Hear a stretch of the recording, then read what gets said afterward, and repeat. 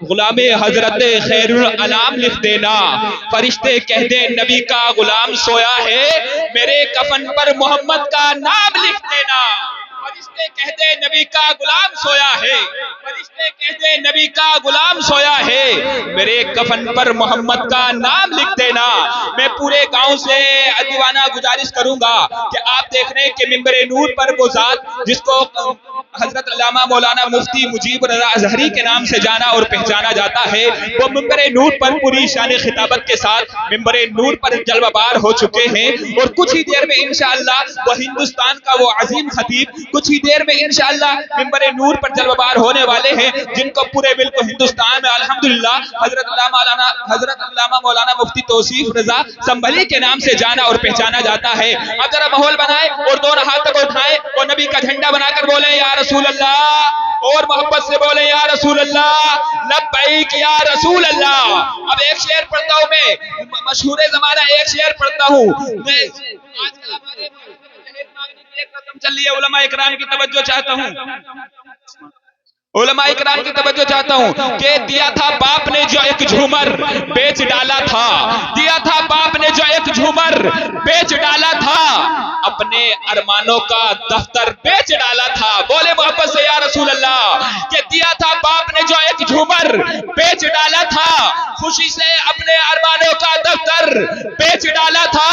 ارے بلندی مل گئی تو بھول بیٹھے وہی بیٹے، بلندی مل گئی تو بھول بیٹھے وہی بیٹے، ارے جن کے واسطے مانے کبھی اپنا زبر بیچ ڈالا تھا۔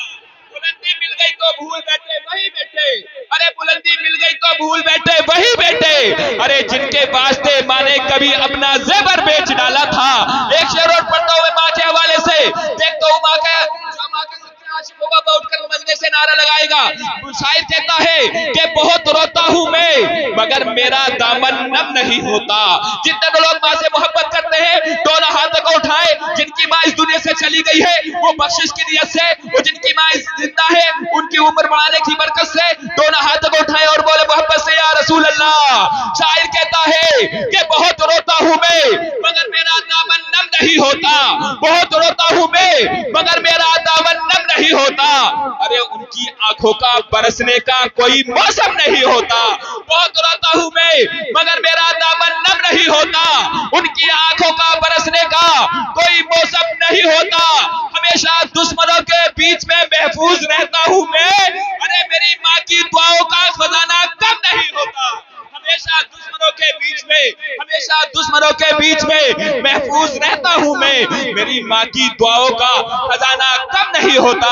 آپ لوگ امام صاحب سے بھی بہت محبت کرتے ہیں، میں جانتا ہوں، انہیں امام صاحب سے کچھ دیر کے لیے آپ کی ملاقات کرا دی جائے، کرا دی جائے۔ بتاؤ سننا چاہتے ہیں ان کو؟ ہاتھ اٹھا کر بتائیں سننا چاہتے ہیں نا؟